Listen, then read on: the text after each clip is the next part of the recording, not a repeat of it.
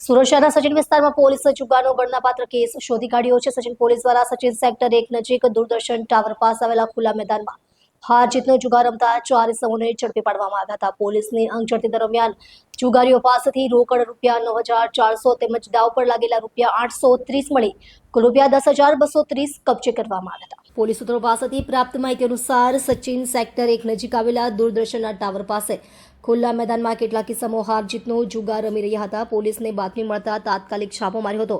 પોલીસની ટીમને જોઈને જુગારીઓએ ભાગવાનો પ્રયાસ કર્યો હતો, પરંતુ પોલીસે ઘેરાબંધી કરી તેમને પકડી લીધા હતા. પકડાયેલા જુગારીઓ પાસેથી પોલીસે રોકડ રકમ સહિતનો જથ્થો કબજે કર્યો છે. પોલીસની અંગઝડતીમાં જુગારીઓ પાસેથી રોકડ રકમ રૂપિયા 9,400 તેમજ દાવ પર લાગેલા રૂપિયા 830 મળી કુલ રૂપિયા 10,230 કબજે કરવામાં આવ્યા છે. પોલીસે ઘટના સ્થળેથી જુગાર રમવા માટે ઉપયોગમાં લેવાતો મુદ્દામાલ પણ જપ્ત કર્યો છે.